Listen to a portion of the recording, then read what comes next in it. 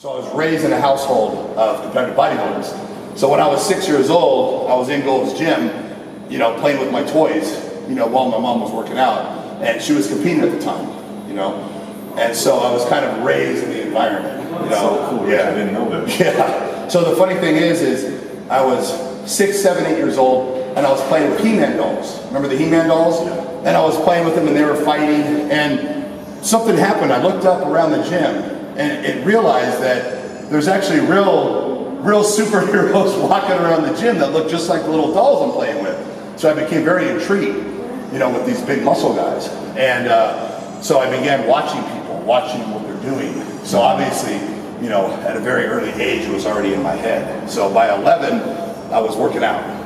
Then by 15, I was on stage, and I was hooked. From 15, as a teenager, I competed in about 15 different shows, and I started taking steroids at 18. But I had already competed in numerous Spider-Man contests. You've been exercising for many years. Right. Not saying that justifies it. I believe that still is too early of an age to do that. But for me, that's what I chose. The crazy thing is before taking the steroids, I had never won a contest. I kept getting second, third, second, fourth, second, third, and it was driving me out of my mind. And I showed up at this one contest, and every teenager, to my knowledge and my opinion, was on steroids, and I was not. I believe that just destroyed me because I worked so hard for all those years, and I showed up, and these guys looked better than me, and I knew why. I knew that if I had done the same, I would be better than them. But I wasn't, because I didn't have that help. People, I think a lot of teenagers begin taking them way too early. Right. Without developing to the full potential. Right. What is your main recommendation in terms of listening to yourself? Yeah, we always, as we become older, we always think about, if I only knew this back then, and that's the scenario, is that, our testosterone levels start to peak like between 16 and 22. So, at the age of 18, my testosterone levels were very high. So for me to put synthetic testosterone in my body, what I was doing is I was shutting down my natural testosterone levels, which were very high at the time. So that completely makes no sense at all, because my testosterone levels are the highest they're ever going to be naturally. So I should take full advantage of that. The worst thing I could have did is started taking steroids at 18. I should have waited until I was at least, preferably even 24, 25. The whole goal is to get as much as you can, with as very little possible. So you want to get as much as you can out of being natural. Stay natural as long as you can, get the most benefit you can, and then you bring in the artificial, because a lot of the top bodybuilders, when they get off the steroids, they shrink down to nothing. They lose almost everything they have. So if you never had that natural foundation, then everything you built is artificial, and when you stop, you're going to go all the way back down to where you were naturally. So, I believe that if a guy gets up to 220 naturally, then takes it up, he's always going to have that 220-pound foundation. That's like his forever. Right. It's real. It's real, and he worked it, and it's all real. How big were you at 18? I was just the range. I was at 18. I was probably 205. 205. Maybe with the same height. Yeah, but it's decent size. For an 18-year-old, that's pretty good. And I blew up to 230 in no time. And I think when I was competing after taking the steroids, I was competing around 230.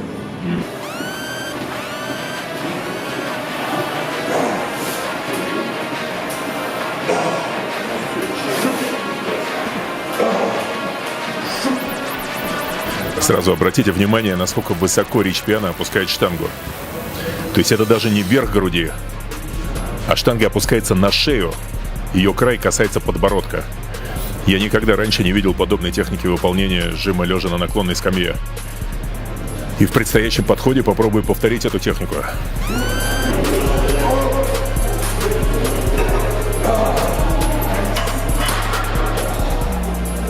My theory is that wherever the bar is where you're building. bring the bar here, you're hitting there. Bring the bar here, bring the bar here. Same with back. You're doing rows. If you bring the bar here, you're working here. You bring it here, you're working here. Right? So that's kind of how I envision it. If you bring it here and then it's lower back. Right. So that's a real easy gauge, you know, and the hardest part of the chest build is the very, very top. You know, I don't think anyone's happy with their chest development up here. If I can still breathe, then my chest isn't big enough. Same thing with grip. The wider the grip, the wider outside the chest. Closer, the more inner. I keep a narrow grip because I am always trying to work the middle.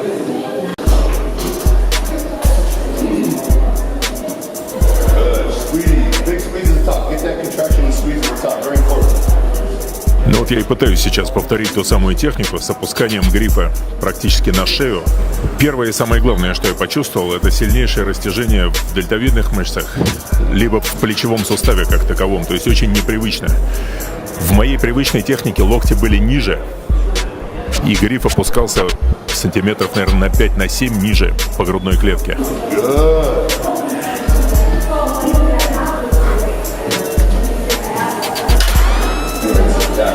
You'll be sore at different points. Yeah, the lower elbows lower. I noticed when I was lowering it here, elbows were lower too. Just different arm position. Right. Yeah. This is new. Concerning bench presses. Yeah, concerning bench presses. Incline, flat bench, doesn't matter. Should people do pyramid or just stay the same weight?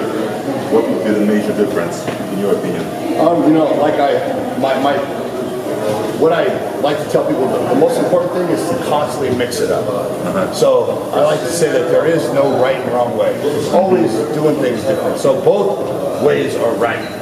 But if I had to choose, I would say pyramid and upper weight is always good because the lighter weight you're going to get a really good pump. Then as you get heavier, you're going to keep that pump. You know, and a lot of people that stick to heavy weight, if they're only doing 6 to 8 reps, they're not getting that crazy pump. It's not enough reps to get that pump. So you do 20 reps and then you go do 6, you're going to keep that crazy pump. So I think those light sets at the beginning are very important.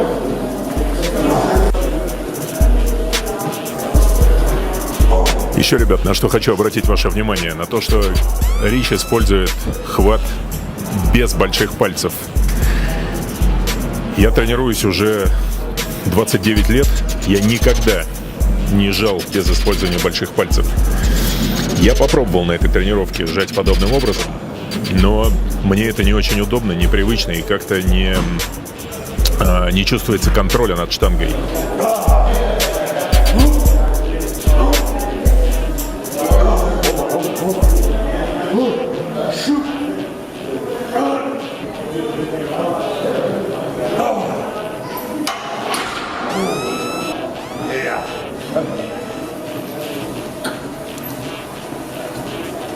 Продолжу по ощущениям техники.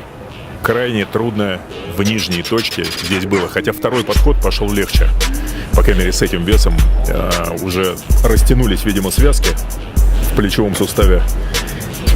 И было проще сфокусироваться уже на работающей мышце, а не на связках. Но поначалу, конечно, опускание на шею больше ощущалось на связках, нежели на мышцах.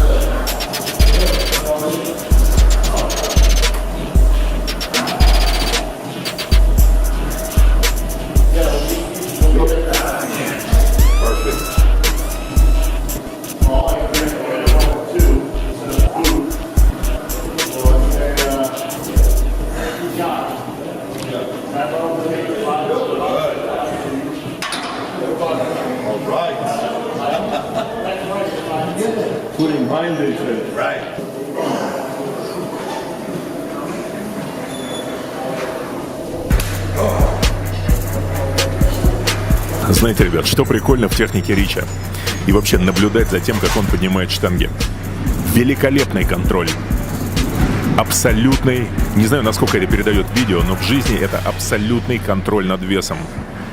Паузы в крайних точках. То есть видно, что человек не занимается тем, что поднимает предмет из точки А в точку Б, а человек тренирует мышцы в этот момент, и вся его концентрация направлена именно на работу мышцы по всей амплитуде. Вес абсолютно вторичен, мышца первична.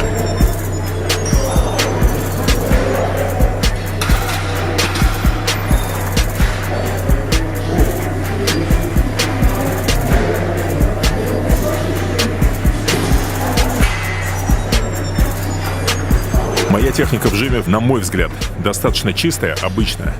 Но в данном случае я попытался еще больше акцентировать внимание на крайних точках.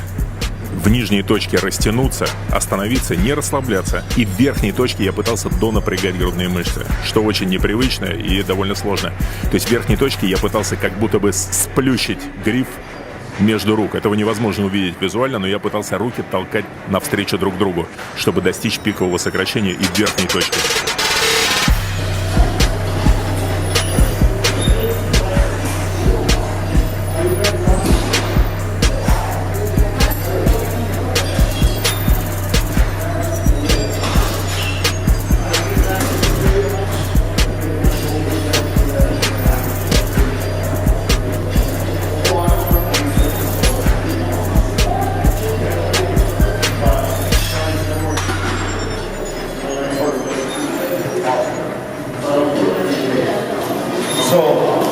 Making every rep count.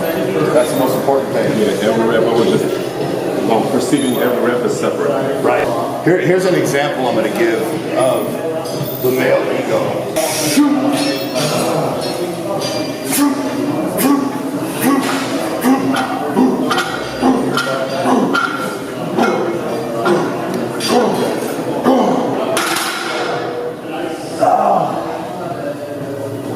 You look around the gym and you want to see who watched your set. Yeah. Everyone see that? Everyone see how easy I did that? All right, throw another plate on. 315. So that's our example of the biggest mistake you can make. Let the ego get in the way. And as you can see the difference, you know, one is productive, one is counterproductive. Now I'm not going to say it's counterproductive. You're still working the chest, you're still building muscle, you're still getting stronger. But on a scale of 1 to 10, I give that a 3, as opposed to the first set, I give it a 10. Big squeeze, stretch, squeeze.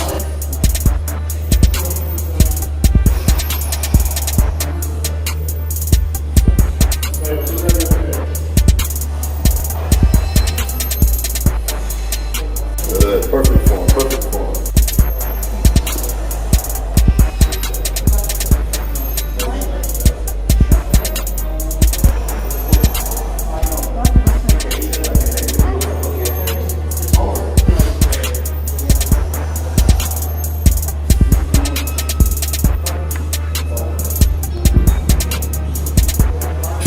Yeah. Perfect.